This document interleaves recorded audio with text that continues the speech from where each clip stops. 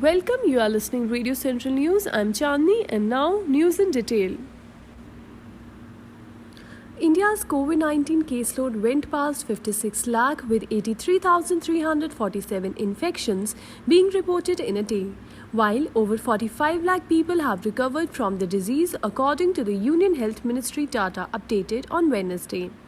The national recovery rate stands at 81.25%. The coronavirus caseload surged to 56,46,010, while the death toll climbed to 90,020, with 1,085 people succumbing to the disease in a span of 24 hours. The total recovery surged to 45,87,613 in the country so far. The COVID-19 case fatality rate due to the coronavirus infection has dropped to 1.59%. There are 9,68,377 active cases of coronavirus infection in the country, which comprises 17.15% of the total caseload. India's COVID-19 tally had crossed the 20 lakh mark on August 7, 30 lakh on August 23, 40 lakh on September 5, and it went past 50 lakh on September 16. Samajwadi Party President Akhilesh Yadav on Wednesday said that to ensure the continuity of education during the coronavirus crisis, the government should provide a smartphone network and electricity to every student of poor families and also the teachers. Free hardware should be provided for digital teaching at homes, he added.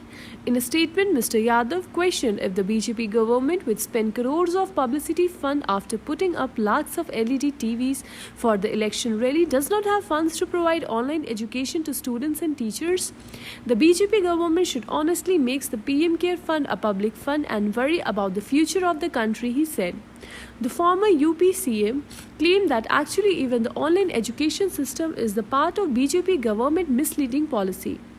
Students living in villages have issues related to electricity. There are network issues. The poor homes do not have laptops and smartphones. There are even problems pertaining to livelihood during lockdown. How will those who have 2-3 kids arrange for phones, laptop for every child? The BJP is adept at showing off. It run away from the truth, he alleged. Lok Sabha was adjourned sine die on Wednesday evening, bringing the monsoon session of Parliament to an end 8 days ahead of schedule. Rajya Sabha was adjourned sine die this afternoon. The session started on September 14 amid the coronavirus pandemic. In a first, the two houses met at different times in the day to ensure social distancing norms against the backdrop of the COVID-19 outbreak. Speaker Om Birla adjourned the House sine die after the passage of the Major Port Authorities Bill. Prime Minister Narendra Modi was present when the House was adjourned.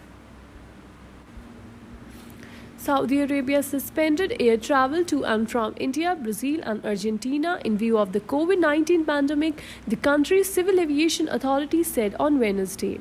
However, people having a travel history to any of the three countries 14 days prior to their arrival to the kingdom have been barred, it said.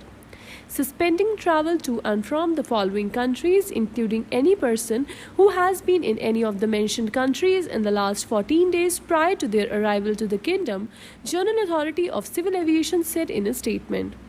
As per the Worldometer COVID tracker, India is the second most infected country in the world with more than 56 lakh cases, followed by Brazil with over 45 lakh infections. Argentina is at the 10th spot with over 6 lakh cases. Saudi Arabia is one of the most picked destinations for Indian professionals. The BSE Sensex remained weak for the fifth consecutive session on Wednesday as it declined by 65.6 points to settle at 37,668.42 as selling was witnessed in power, telecom, utilities and healthcare stocks. The Nifty of National Stock Exchange too fell by 21.80 points at 11,131.85 points.